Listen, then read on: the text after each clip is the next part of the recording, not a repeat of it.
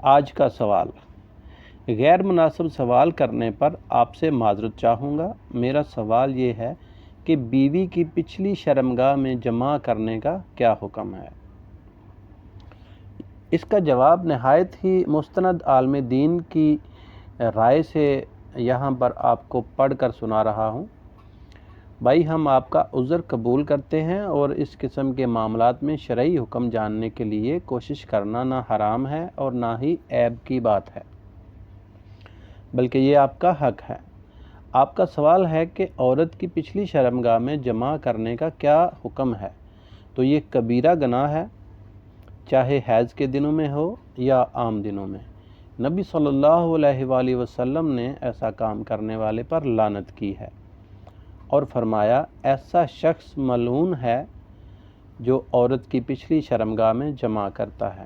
امام احمد نے اسے روایت کیا ہے اور یہ حدیث صحیح جامع میں بھی ہے اور بھی کتب میں یہ حدیث موجود ہے۔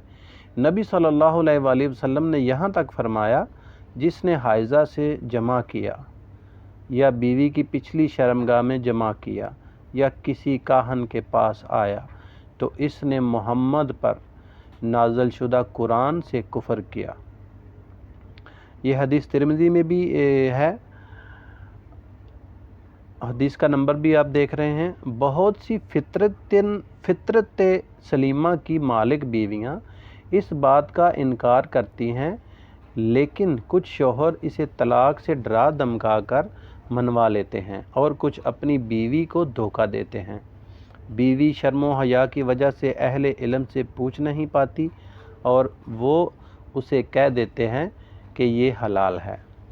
نبی صلی اللہ علیہ وآلہ وسلم نے فرمایا کہ خاوند کو اپنی بیوی کے پاس ہر طرح سے جمع کی اجازت ہے، آگے سے پیچھے سے، بشرطیہ کہ اولاد کی جگہ جمع کیا جائے، اور یہ بات سب کو معلوم ہے کہ پچھلی شرمگاہ پہانے کی جگہ ہے، اولاد کی جگہ نہیں ہے۔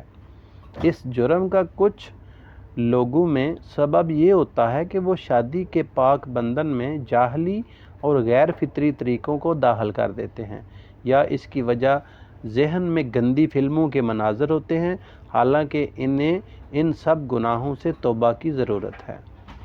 یہ بات بھی ذہن نشین رہے کہ یہ کام سراسر حرام ہے، چاہے میاں بیوی دونوں یہ کام کرنے پر راضی بھی ہوں، اس لیے کہ ان دونوں کی رضامندی حرام کام کو حلال نہیں بنا سکتی۔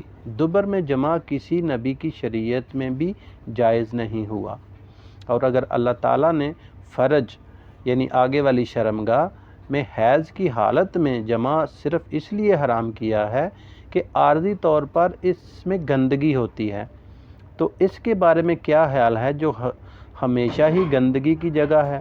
بلکہ اس میں نقصان بھی ہے کہ اس فعل سے نئی نسل پیدا نہیں ہوگی، اور یہ ممکن ہے کہ لوگ خواتین کی دبر سے آگے چلتے ہوئے بچوں کے ساتھ بھی غیر فطری کام شروع کر دیں۔ عورت کا بھی اپنے خاوند پر حق ہوتا ہے، اور دبر میں جمع کرنے سے اس کی حق تلفی ہوتی ہے، جس سے عورت کی شہوت پوری نہیں ہوتی اور اس کا مقصود بھی حاصل نہیں ہوتا۔ دبر کو اللہ تعالیٰ نے جمع کے لیے نہیں بنایا اور نہ ہی اسے اس کام کے لیے تیار کیا ہے، فرج ہی جمع کے لیے پیدا کی گئی ہے۔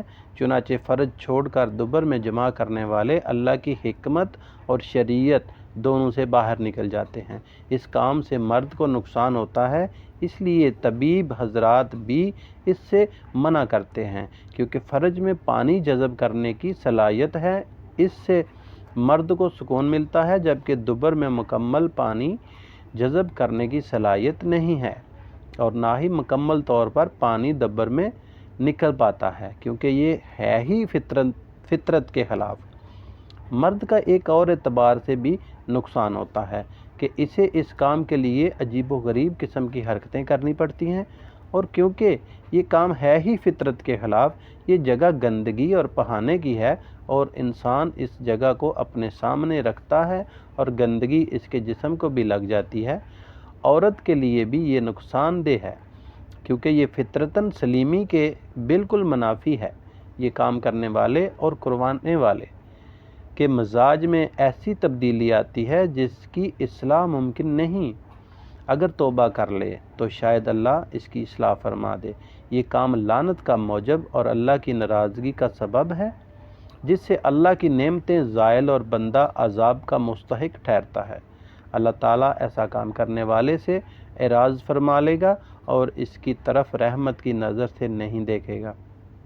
ذرا سوچیں، اس کے بعد اسے کس خیر کی امید ہو سکتی ہے اور کس طرح تکالیف سے بچ سکتا ہے۔ انسان کی زندگی کیسی ہوگی جب اللہ کی لعنت اس پر برستی ہو اور اللہ اس کی طرف رحمت کی نگاہ نہ دیکھے۔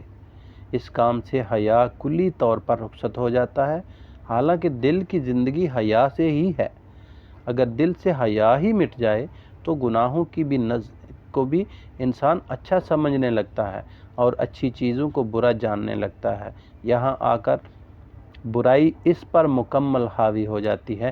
اس کام سے انسان اس فطرت سے نکل پاتا ہے جس پر اللہ نے اسے پیدا فرمایا، اور اس میں حیوانیت آ جاتی ہے، بلکہ حیوانیت سے بڑھ کر اپنی فطرت کو الٹ کر بیٹھتا ہے، اور جب فطرت ہی الٹ جائے تو دل اس کے کام اور چال چلن سے الٹا ہو جاتا ہے۔ اسی لیے بری چیزیں اسے اچھی لگنے لگتی ہیں۔ اس سے انسان میں مذموم قسم کی جرأت پیدا ہوتی ہے جو کسی اور گناہ سے پیدا نہیں ہوتی۔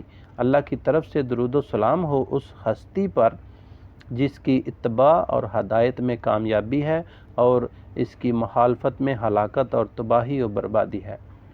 پیارے دوستو، بہنوں، بھائیوں، اگر میری ویڈیو اچھی لگے تو پلیز چینل کو سبسکرائب کیجئے اور شیئر کیجئے اور لائک کیجئے۔ خدا حافظ۔ ملتے ہیں کسی ویڈیو میں۔